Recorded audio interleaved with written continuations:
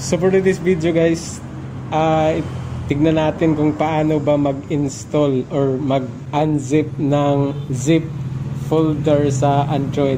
So una is pumunta ka sa Play Store mo kasi mag-install tayo muna ng apps para ma-unzip natin yung folder. So maraming apps dyan. Dito sa example is Zarkhiver ang in-install niya. So any apps na zip file na opener, pwede siya. So pagkatapos mo na-install yon, i-open mo at pumunta ka sa file mo, hanapin mo yung folder na naka-zip file. So ayan, kung nakita nyo may naka-zip file dyan, or may nakalagay kasi pag zip file or zip folder sa dulo, may zip nakalagay. So ayan, tapos i-extract mo. Pagkatapos mo i-extract is may nakalagay APK.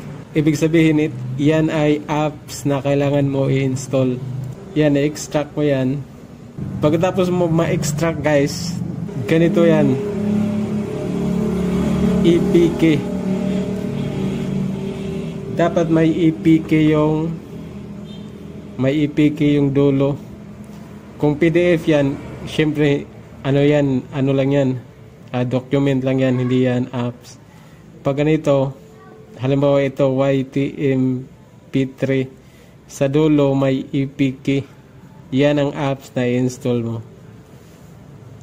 So yun lang sa video na to, at sana yung nakatulong.